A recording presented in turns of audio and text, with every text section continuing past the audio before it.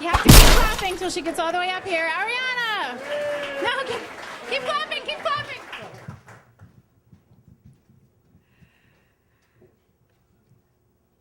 In 1997, the Flyers played the Detroit Red Wings in the Stanley Cup.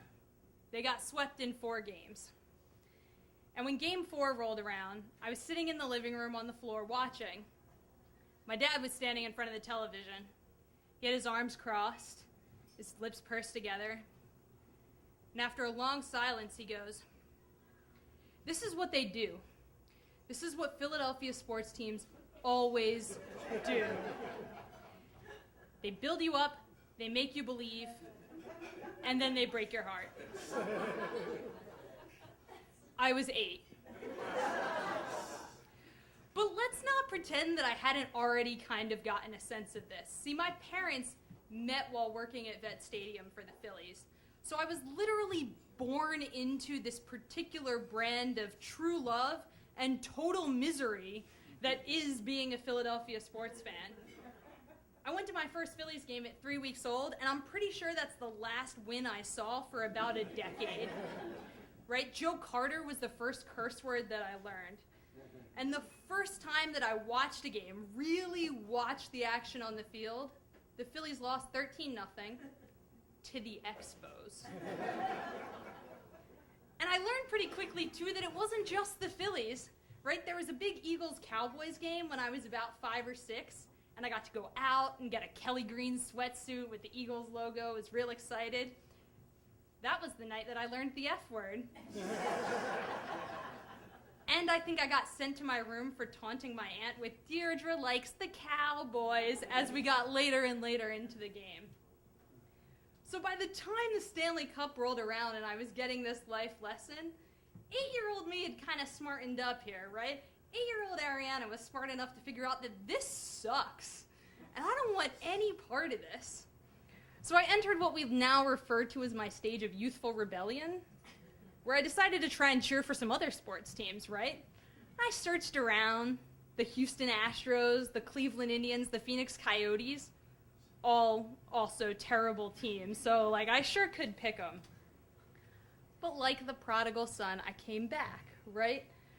I thought maybe this time it'll be different.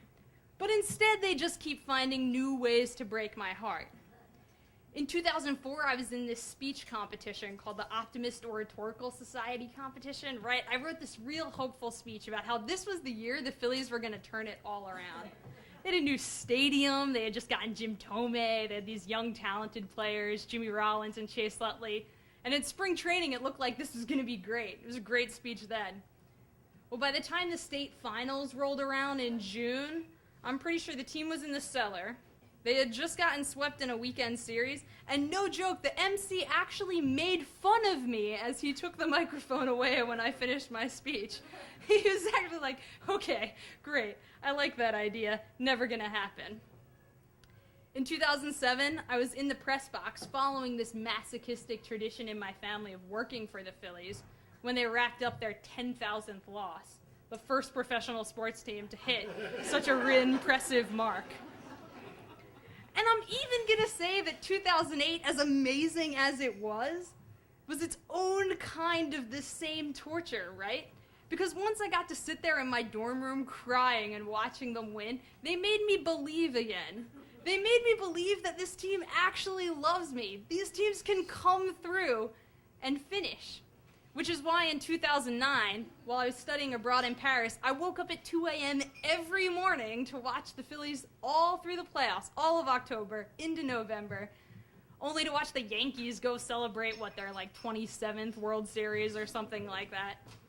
And a few months later, in 2010, I was in Chicago surrounded by Blackhawks fans as Patrick Kane scored the game-winning goal to deny the Flyers yet another Stanley Cup. And as you probably know, it hasn't gotten a whole lot better since then. So here we are, 2017. It's been 20 years since that life lesson that I got during the Stanley Cup. And last year I did something terrible. So I convinced one of my friends that she too should become a Flyers fan. She's from out of town. She doesn't really know how this works yet. So after each of our losses, which in this year's like terrible mediocrity has been a number of disappointing losses, she sends me a text. She says, my heart hurts. What do I tell her? This is what they do. This is what Philadelphia sports teams always do. Thanks, guys.